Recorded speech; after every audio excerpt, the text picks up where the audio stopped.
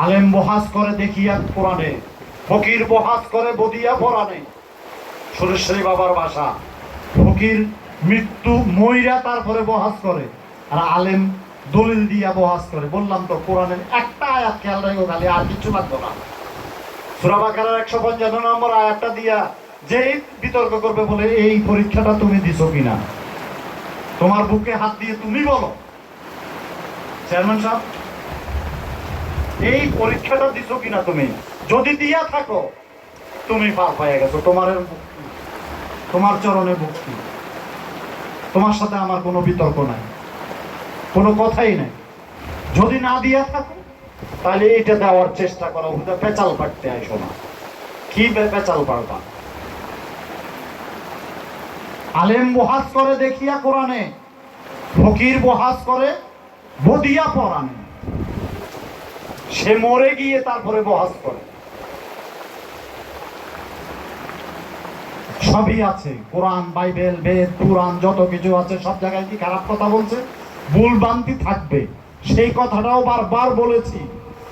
আমি এখন যে কথাটাই বলছি, প্রচুর জন যখন একজন থেকে আরেকজনকে বলা হবে প্রচুর জনের পরে সেই কথাটা আর পুরো চেঞ্জ হয়ে যায়। তাহলে 1500 বছর আগের কথা, 3000 বছর আগের কথা, 3500 বছর আগের কথা কিভাবে সত্য বলে ধরে নেব? সেটা গবেষণার বিষয়। গবেষণা করে বুঝতে হবে যে সেটা ঠিক আছে না বেঠিক আছে। সুফিবাদে মুরিদ হলেই সেই মুরিদ হয়ে যায় না। সুরেশ্বরী বাবা বলছে যে মুরিদ সে মারিদ, যে মুরিদ হয় তারও মুরিদ হয়। মুরিদ বানানো যায় না, ভালোবাসা করা যায় না, ভালোবাসা হয়ে যায়। সুফিবাদ বিনয় আজিজির জায়গা, বেয়াদবের জায়গা সুফিবাদে নাই। বেয়াদবি করবা, সুফিবাদের কিচ্ছু পাবা না, রহস্যই বুঝতে পারবা না। বাবা জাহাঙ্গীর বারবার বলছে যে জাবরুত পর্যন্ত তোমার মোর্শেদ তোমার সাথে থাকে, লাহুতে গেলে থাকে না, তাহলে মাওলায়ের দর্শন থাকে না। মাওলায়ের দর্শন ভুল। এই দর্শন বুঝতে হলে উমাইয়াদের ইতিহাস পড়তে হবে, আব্বাসীয়দের ইতিহাস পড়তে হবে, উসমানীদের ইতিহাস পড়তে হবে, ফাতিমিদের ইতিহাস পড়তে হবে, ভারতবর্ষের ইতিহাস পড়ো, তখন ধর্মর কি বুঝতে পারবা। আমি রশিদ 66 গাডের পানি খেয়েছি, মানুষ কয় না 16 গাডের পানি। আমি 66 গাডের পানি খাইয়া তারপরে এই ফকিরি লাইনে আছি।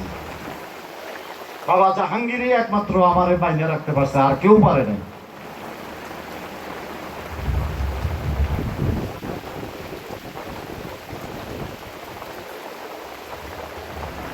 আমি নেগেটিভটাও দেখছি, পজিটিভটাও দেখছি। সর্ব জায়গায় ঘুরেছে, কোন জায়গায় ঘুরায় না? মেতর হইতে ওই রাজপ্রাসাদ পর্যন্ত সব জায়গায় নিছে, দেখাইছে, শিখাইছে, বুঝাইছে। বুঝছি, কাটেছি কি বুঝি না? ভোগবাদও দেখাইছে, ত্যাগও দেখাইছে। ত্যাগেই মুক্তি, ভোগে মুক্তি না।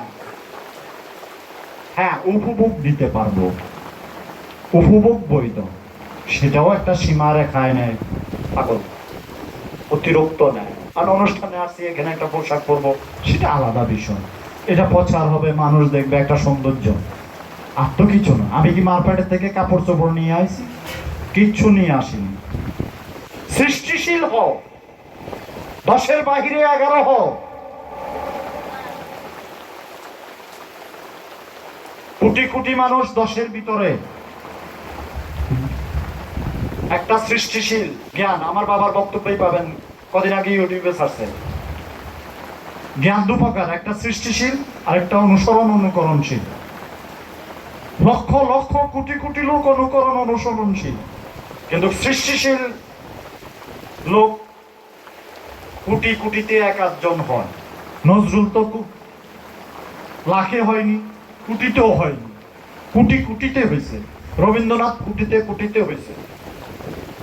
সত্যিকারের দর্শন যেটা, সেটা হলো তুমি তোমাকে চিনো, আর কোনো কথা নাই। তোমাকে চিনো।